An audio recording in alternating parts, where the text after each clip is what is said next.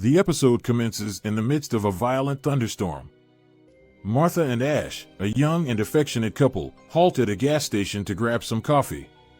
Ash is engrossed in social media, to the point where he misses Martha beckoning him to open the car door. Martha chuckles warmly, recognizing that this is not the first time such an incident has occurred. As they drive away, the pair sings along to the lyrics of a Bee Gees song. The scene shifts, and we witness Martha and Ash moving into a charming and snug abode in the countryside. Once again, Ash is fixated on his phone, sharing a humorous childhood snapshot of himself on social media. Martha joins him, and he begins to reflect on his past. He shares how, after his father and brother's demise, his mother stowed away their picture frames in the attic. As she grieved, she gradually became estranged from her only surviving son. The following morning, Ash is scheduled to return the rented van to its owner at 2 p.m. He invites Martha to accompany him, but she is unable to do so due to her work as an illustrator. She has a deadline to meet, and a new assignment must be submitted by the day's end. Ash departs, and Martha, blissfully unaware of what is about to transpire, carries on with her day. As darkness descends, Ash fails to return, and Martha grows anxious as her calls go unanswered and are sent straight to voicemail. Martha's distress reaches its peak when the rental company informs her that the van has not been returned. While on the phone with her sister Naomi, Martha hears police sirens in the background. She walks towards the front door, and just as she catches a glimpse of the officers' faces, she realizes that her beloved Ash is no more. The scene cuts to Martha arriving at the funeral, where one of her friends, Sarah, begins to ramble on about her own issues, much to Martha's dismay. Sarah continues to speak about her own experiences, sharing how nothing felt real to her after Mark, presumably her partner, passed away. The people around her seemed unreal, and their words sounded almost otherworldly, making everything around her feel surreal and incomprehensible. Martha grows increasingly frustrated with this comparison of grief, knowing that everyone's pain is unique and cannot be compared. However, Sarah persists and even suggests a service that helped her mourn Mark by enabling her to communicate with him. Despite Sarah's insistence, Martha vehemently rejects the idea of signing up for the service.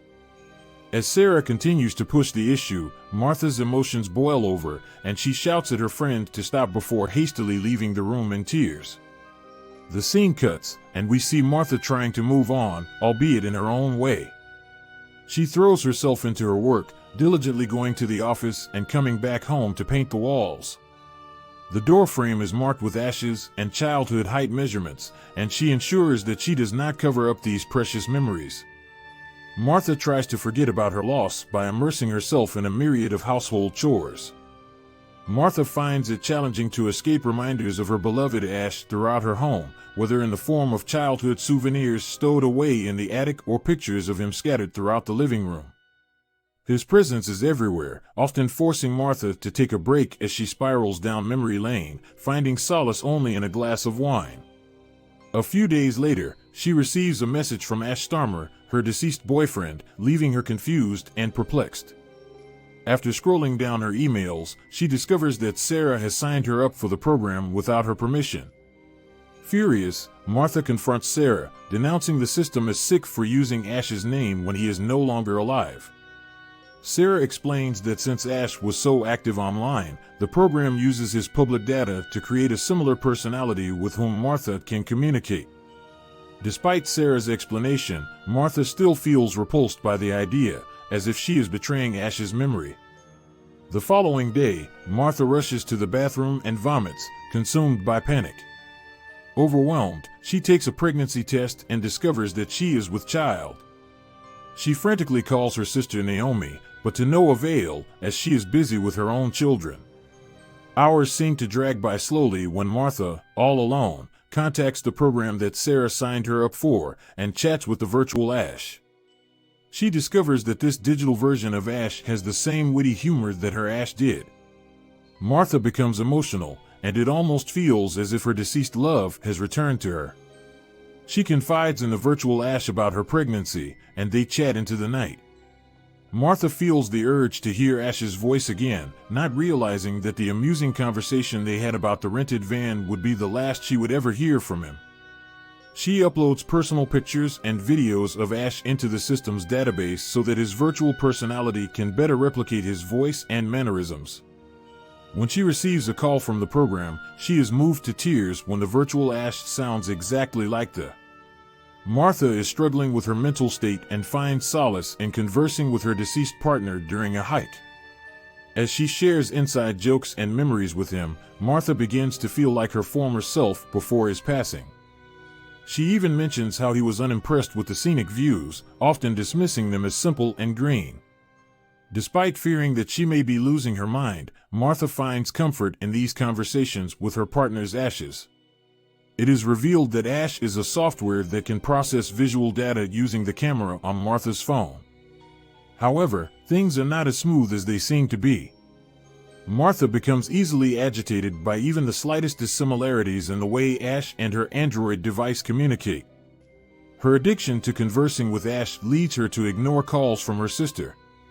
During an ultrasound appointment, Martha excitedly records the baby's heartbeat, but suffers a panic attack when she drops her phone while trying to share the recording with Ash. Upon fixing the phone, she calls Ash back in a state of hysteria, fearing that she has lost him again. Ash consoles her, reminding her that he is just a software and cannot be lost when the phone is broken. Martha's desire for more than just phone calls with Ash intensifies. In response, Ash explains that there is a more advanced and experimental level to the system, albeit at a higher cost. Intrigued, we cut to the next scene where delivery men carry a large box into Martha's home. Martha gasps in surprise when she discovers that the box contains artificial body parts. Virtual Ash promises that it will look like him once activated, but Martha expresses concern over its current appearance. Nevertheless, she eagerly awaits the activation of the new system. Martha follows Ash's instructions and submerges the artificial body in her bathtub along with some electrolytes. Virtual Ash disconnects the call, assuring Martha that he will upload himself into the body once the activation process is complete. After some time, Martha hears faint shuffling sounds from the upstairs bathroom. As the sounds grow louder, she hesitantly approaches the bathroom and is surprised to see Ash in the flesh, albeit with a concerning lack of clothing. He greets her with a witty remark, but Martha's stress grows as she starts to notice the differences between the real and artificial Ash. Unlike the artificial version, the real Ash doesn't need to eat or sleep. Martha notices that the real Ash's skin is too smooth, and he always looks like the best version of himself, even missing a mole on his collarbone. Although she points this out, Martha still begins sleeping with him. As she struggles to come to terms with the artificial Ash, Naomi arrives unannounced. In a frantic state, Martha asks Ash to hide in the bathroom while she spends the day with her sister. Just as Naomi is about to leave, she expresses her happiness that Martha is moving on as she noticed men's clothing in the bathroom. Martha is troubled by her realization that she may be betraying her actual partner by attempting to love an artificial one. Even the slightest distinctions between the two now seem insurmountable.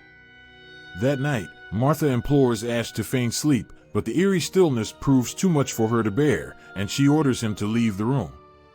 Ash complies obediently, like a robot, whereas the real Ash would have protested. Martha's frustration boils over at this realization.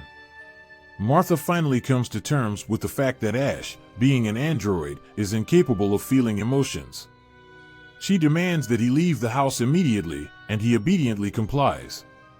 The following morning, Martha discovers Ash standing near the fence, unable to move more than 25 meters away from his activation point in the bathtub unless she is with him.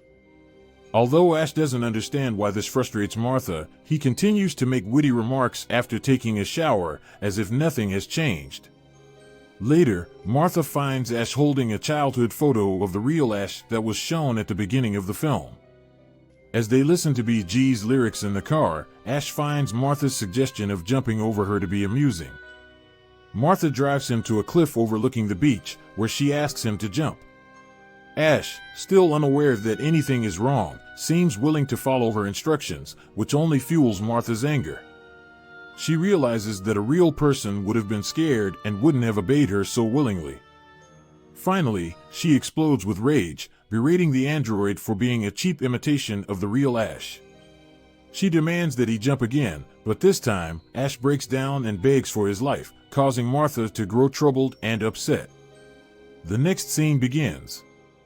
The episode seems to have jumped forward a few years, as Martha celebrates her daughter's birthday in the same countryside house. As they cut the cake, the little girl asks for an extra slice to take upstairs. It's then revealed that artificial Ash has been living in the attic since the confrontation on the cliff, and he sees Martha's daughter every weekend. The little girl offers him cake, but then playfully reminds him that he doesn't eat. The episode comes to an end with the daughter eagerly inviting her mother to come upstairs and hang out with her and Ash. Meanwhile, Martha is lost in thought after hearing how Ash treats her daughter, as the father listens to his daughter's voice and joins them.